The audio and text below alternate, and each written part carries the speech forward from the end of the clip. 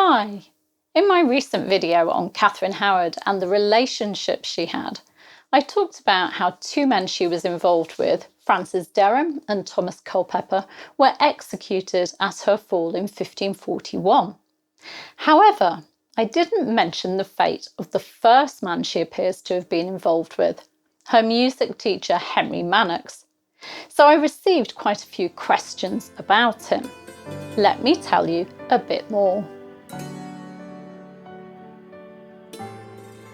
I'm conscious that some people won't have seen my previous video, so let me just recap who Henry Manox was and how he came to be involved with Catherine Howard, who was of course the fifth wife of King Henry VIII. Feel free to fast forward a bit if you want. In late 1536, when Catherine would have been about 13 or 14, it was decided that she and others in the household should have music lessons and learn to play the virginals. Two teachers were appointed to teach them, one named Robert Barnes and the other Henry Manox. Historian Josephine Wilkinson, who wrote a biography of Catherine Howard, believes that Henry Manox, or Manock as she refers to him, was the son of George Manock of Gifford's Hall in Suffolk, who was married to Catherine Waldegrave. I haven't been able to verify this, and the source that Wilkinson cites, Visitations of Suffolk, states that George had two sons, but that they were called William and Thomas. Wilkinson notes that Gifford's Hall was close to an estate owned by Thomas Howard, Duke of Norfolk, and the Manock boys would have been cousins of Edward Waldegrave, who was already a member of the Dowager Duchess's household, so perhaps there is a link. Anyway, wherever he came from, at some point between 1536 and 1538, Henry Manox and Catherine began a relationship. By the way, they didn't fool around in music lessons. Robert Barnes was also present, and Catherine was chaperoned. The couple met outside of lessons. Their relationship went as far as heavy petting, and Manox boasted of knowing a privy mark on her body and touching her intimately. And Catherine later admitted to suffering him at sundry times to handle and touch the secret parts of my body. However, Catherine refused to go further. The relationship fizzled out in 1538 when Catherine broke it off after hearing of Manox's boasts about how far he'd got with her. Manox pleaded with Catherine, telling her how much he loved her, but she wasn't interested anymore. She told him, "I will never be naught with you, and able to marry me you be not." She was a Howard, after all, and he was just a lowly teacher. Plus he appears to have been betrothed or even married by the time their relationship ended. Catherine did have a further meeting with Manox, but she dashed any hopes he held for a reconciliation. But what happened to Henry Manox next? Well, it appears that out of spite or jealousy, he tried to cause trouble for Catherine and her new beau, Francis Dereham, who worked for Catherine's step-grandmother, the Dowager Duchess of Norfolk. Manox and his fellow teacher, Robert Barnes, wrote a note for the Dowager Duchess, leaving it in her pew at St Mary's Church, Lambeth, telling her, and I'm quoting from Manox's later confession here, that if she would rise half an hour after going to bed and visit the gentlewomen's chamber, she would be displeased. The Duchess had no clue that the note was aimed at Catherine and Dereham, saying to another member of the household that she thought it was warning her about the behaviour of one of her servants named Hastings. Accompanied by some other women, she stormed the chamber, but found nothing untoward. Perhaps Catherine or Dereham had got wind of her plans, for although the Dowager Duchess locked the chamber after bedtime, Catherine had stolen her key, made a copy and given it to Dereham and his cohorts, who would regularly visit the young women for feasting and, in Dereham and Catherine's case, sex.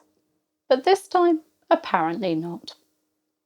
According to Manox, Catherine then stole his letter from the Dowager Duchess and showed it to Dereham. They both concluded that Manox had written it, and Dereham confronted Manox, calling him a knave. He wasn't the only one to confront him. We know from the Dowager Duchess's later testimony that her son, Lord William Howard, visited Manox.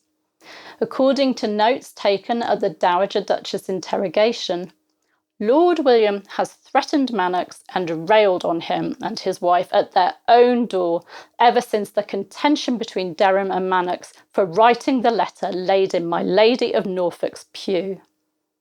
It is not clear whether Manox was still a member of the Dowager Duchess's household at this point, or whether he'd moved on to his next employment in Lambeth.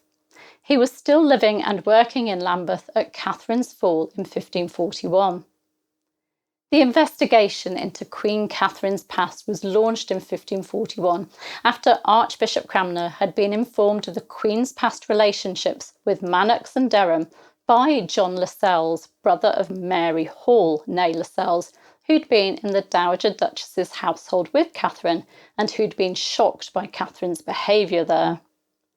Cranmer informed the king by letter, and the king ordered his council to investigate, believing the matter forged and wanting his queen's name cleared. As part of the investigation, Thomas Risley, one of the king's principal secretaries, and Archbishop Thomas Cranmer were sent to examine Manox at his home in Lambeth on the 5th of November 1541. Manox was frank and confessed that he, and I quote, used to feel the secret parts of her body before Dereham was familiar with her, and that he had felt more than was convenient. However, he told his interrogators, upon his damnation and most extreme punishment of his body, he never knew her carnally.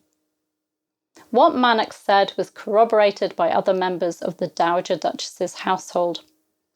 Dereham was also interrogated and confessed to knowing the Queen carnally many times. While Dereham was arrested and tortured and suffered a full traitor's death of being hanged, drawn and quartered, and various members of the Howard and Tilney families were imprisoned in the Tower, Manox never left home. Why? What saved him? Well, for a start, he hadn't taken Catherine's virginity. But more importantly, he hadn't had any contact with Catherine since he'd left the Dowager Duchess's household in 1538. Whereas, after Catherine had broken up with Dereham, Dereham just couldn't stay away and managed to persuade Catherine to employ him as a gentleman usher, where he caused problems by boasting about his closeness to the Queen. When Catherine was attainted in February 1542, the Act of Attainder stated that her employment of her ex-lover was proof that she wanted to, and I quote, return to her abominable life. In other words, that she wanted to have an affair with Dereham. It was the fact that he was still in her life and had boasted about their closeness that led to Dereham's destruction. So, Henry Manox appears to have been saved by eventually moving on after trying to split Catherine and Dereham up. I haven't been able to find out what happened to Henry Manox after Catherine's fall. Presumably, he carried on teaching and living in Lambeth with his wife, probably content to lead a quiet life after a very near miss. I do hope that has answered some questions that people had about the fate of Henry Manox. Thank you for joining me, and I'll see you soon. Take care. Bye-bye.